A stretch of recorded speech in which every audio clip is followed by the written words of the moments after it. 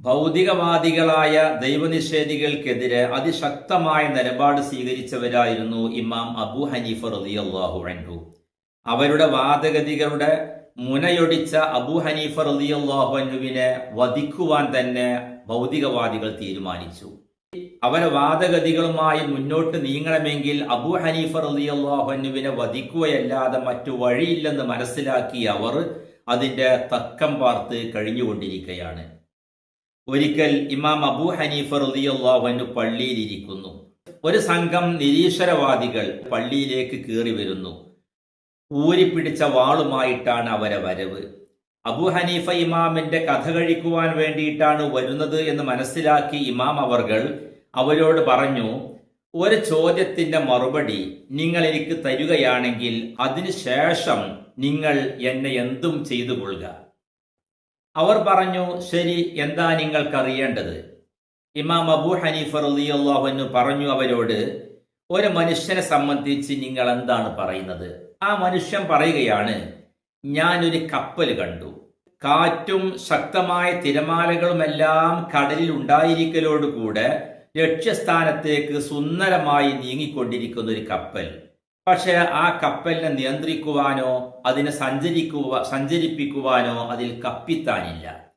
ഇങ്ങനെ ലക്ഷ്യസ്ഥാനത്തേക്ക് സുന്ദരമായി നീങ്ങിക്കൊണ്ടിരിക്കുന്ന ഒരു കപ്പൽ ഞാൻ കണ്ടുവെന്നൊരാൾ പറയുകയാണെങ്കിൽ അത് ബുദ്ധിപരമായി നിങ്ങൾക്ക് അംഗീകരിക്കാൻ കഴിയുമോ എന്നാണ് ഇമാം അബൂ ഹനീഫ റളിയല്ലാഹു അൻഹു അവരോട് ചോദിച്ചത്.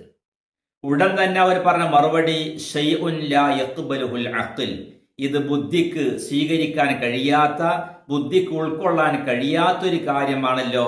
കപ്പിത്താനില്ലാത്ത ഒരു കപ്പൽ ലക്ഷ്യസ്ഥാനത്തേക്ക് കാറ്റും കോളുമെല്ലാം പ്രതിരോധിച്ചുകൊണ്ട് മുന്നേറിക്കൊണ്ടിരിക്കുക എന്നത് ബുദ്ധിക്ക് ഉൾക്കൊള്ളാൻ കഴിയാത്തൊരു കാര്യമാണ് എന്ന് ഇമാം അബൂ ഹനീഫ റളിയല്ലാഹു അൻഹു അവരോട് പറഞ്ഞു, ഒരു കപ്പലിന് മുന്നോട്ട് നീങ്ങണമെങ്കിൽ അതിന് കപ്പിത്താൻ ആവശ്യമാണെന്നല്ലേ നിങ്ങൾ പറയുന്നത്?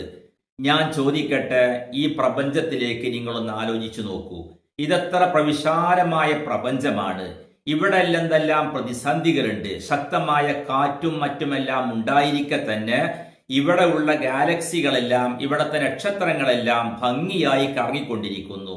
ഈ ലോകത്തിന് യാതൊരു തകരാറുമില്ലാതെ ഭംഗിയായി ഇതെല്ലാം നിലനിൽക്കുന്നുകൊണ്ടിരിക്കുമ്പോൾ അതിന്റെ പിന്നിൽ നിയന്ത്രിക്കാൻ ഒരാളുമില്ല എന്നെങ്ങനെ നിങ്ങൾക്ക് ബുദ്ധിപരമായിട്ട് അംഗീകരിക്കാൻ കഴിയുക?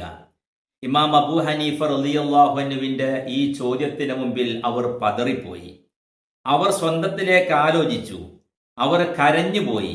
മാത്രമല്ല, അവരെല്ലാവരും ഇസ്ലാമിലേക്ക് വരികയും ഊരിയതായ വാള് ഉറയിലേക്ക് ഇട്ടുകൊണ്ട് അവർ തിരിച്ചുപോയും ചെയ്തു എന്ന് ഇമാം ഫഖ്റുദ്ദീൻ റാസി റളിയല്ലാഹു അൻഹു തന്റെ തഫ്സീറിൽ രേഖപ്പെടുത്തിയിട്ടുണ്ട്.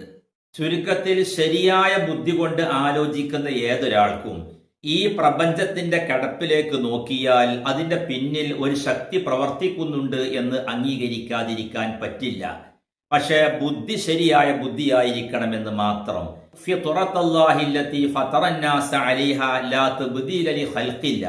വിശുദ്ധ ഖുർആനിൽ അല്ലാഹു തആല പറഞ്ഞ, അല്ലാഹു തആല ഓരോ മനുഷ്യനെയും പടക്കുന്ന സമയത്ത് അല്ലാഹു തആല നൽകുന്ന ആ ശുദ്ധമായ പ്രകൃതം മുറുകെ പിടിക്കണമെന്നാണ് അല്ലാഹു തആല ഈ വിശുദ്ധ വചനത്തിലൂടെ നമ്മെ ഉത്ബോധിപ്പിക്കുന്നത്.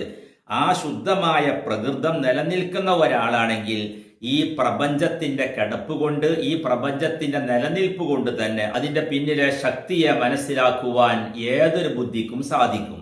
ഒരിക്കൽ ഒരു ഗ്രാമീണനായ മനുഷ്യനോട് അള്ളാഹു ഉണ്ട് എന്നതിന് തെളിവെന്താണ് എന്ന് ചോദിക്കപ്പെട്ടു അത്രേ.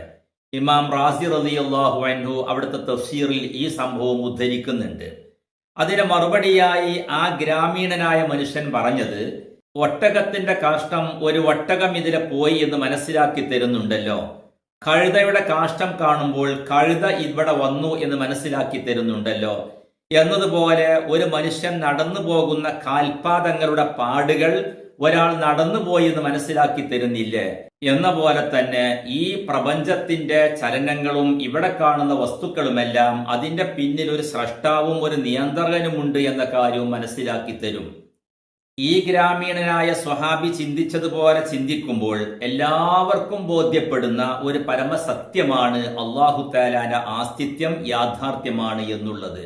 അതിനെതിരെ ചിന്തിക്കുന്ന ആളുകൾക്ക് പൈശാചികമായ തകരാറുകൊണ്ട് അവരെ ബുദ്ധിയെ പ്രവർത്തിപ്പിക്കാൻ കഴിയുന്നില്ല എന്ന് മാത്രമേ മനസ്സിലാക്കേണ്ടതുള്ളൂ. സത്യം സത്യമായി ഗ്രഹിക്കുവാനും അതിനെ പിൻപറ്റുവാനും നാഥൻ അനുഗ്രഹിക്കട്ടെ. വൽഹംദുലില്ലാഹി റബ്ബിൽ ആലമീൻ.